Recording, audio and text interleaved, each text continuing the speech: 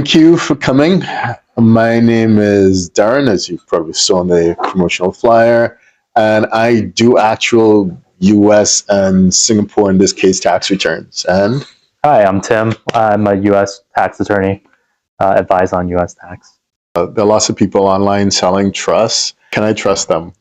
Somebody had a sense of humor. Comments. What do you think about online promoters? I've seen some online, I don't know if you came across this firm called Moody's. They're really popular, and they always advertise that. I'm not sure how I feel about that, because I've never used their service. I didn't set up a trust yet, so I don't know how sophisticated they are. But generally, there's a distrust whenever attorneys advertise, but I'm not sure if that's changing.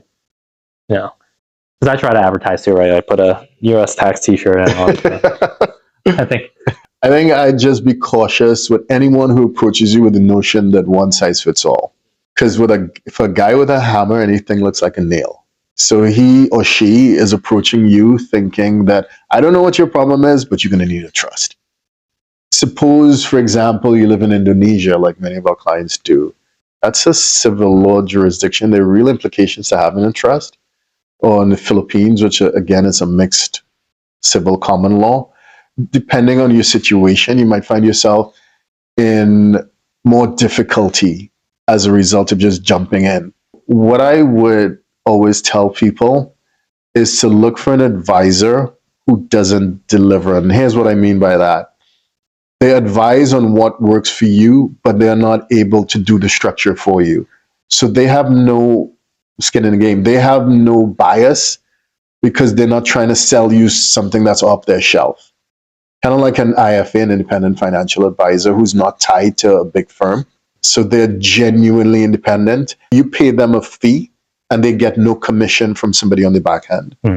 So they're genuinely neutral because they work for you.